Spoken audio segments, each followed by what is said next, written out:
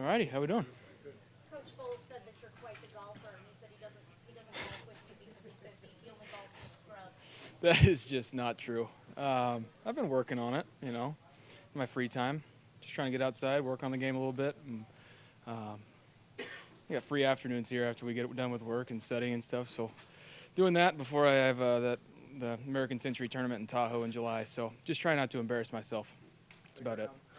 How much is this sport out here helped you now at OTAs? You're throwing some receivers. Chris is here, which now the veterans are. Yeah, just getting timing down. It just not just for me and the quarterbacks, but just everybody getting the system down, getting the fundamentals down. And that was the best part about how Dave wanted to come in and install this offense is really take it slow, make sure that we have all the details and the foundation of what we want to be. Everybody's on the same page, and so I think that was the best part about what we've done up to this point to now prepare ourselves to be ready to compete. Because it just seemed like everybody was on the same page when we went out there, and when you get the live bullets flying for the first time, a lot of times it can seem a little messy, especially with the younger guys for the first time, but it was very organized and limited pre-snap penalties and things like that. There's always room for improvement, but for a first day, I think because of how Dave installed the offense, it was pretty good. As a quarterback, there seems to be a lot of movement every time you play, right? That kind of fits exactly what you throw, rhythm throws. So how much does that feel comfortable for you? Yeah. No, I'm very comfortable moving around, moving the pocket, but not only do I enjoy that, but our offensive linemen love it too. It keeps the snap and the launch point for us in a different place to keep the defense just caught off guard a little bit. So it makes it easier for everybody when you're marrying up the run and the pass as well, and it's just a good system overall. What's your initial impression of this receiving corps? It seems like there's speed at your disposal. Yeah, honestly, I'm truly impressed. Obviously we got two great veterans, and then obviously Russell had a little bit of an injury last week, but he was doing really well before that. And then we have a ton of speed, a lot of young speed, and so just trying to get these guys to find their roles and find their place in this system, because we talk about the speed that we have. Our tight ends can roll as well, and so we're excited about what we can be with all the weapons we have. You've known about the reputation of Mike Evans, what they've built in his career. Chris Godwin, the chance Mike was there today, but you've worked with him over the last few weeks, just getting to know him, seeing him on the field and connecting with him. What's that been like? He's a great guy, first and foremost, a true competitor. I think people disregard he's obviously a taller receiver, longer guy, but he can still move.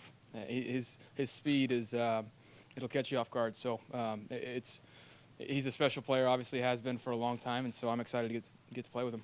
What about Chris? He's a versatile guy. Yeah. The last few years lining up as that big slot receiver. Like you have him on the outside a little more this year. Just to be able the ability to have a guy that can catch a lot of passes in traffic, but also on the outside too. Yeah, he's got that fearlessness to run across the middle and make these catches and go in and dig people out in the blocking game. But that's the greatest part about this system is it puts people in positions that it keeps the defense off guard. Those guys will line up in the slot in certain points. Our tight ends will go out wide, and we'll do certain things to get tells in the defense. And all of our skill players are smart enough to be able to handle that and do it at a high level. Internationally, not a lot of people talking about this franchise. Not a lot. Las Vegas skeptical about the Bucs. How eager are you to prove everybody wrong about this team? I played in this division last year, and I'm pretty sure the Bucs won it still. So I don't really care what the people in Vegas are putting odds on it, because it's May. We haven't played a real snap of football. There's a long way to go before that, and it's just the time of year where everybody's pretty bored and they don't really have much to talk about, and it makes it fun. But when you look at the talent on the roster, I'm excited about it. I'm very eager to get to work with these guys. We talked to Coach Canales a couple weeks ago, and he said that he's been told so many times now that he just senses this hunger in you. Can you talk a little bit about that hunger? I've always been pretty highly competitive.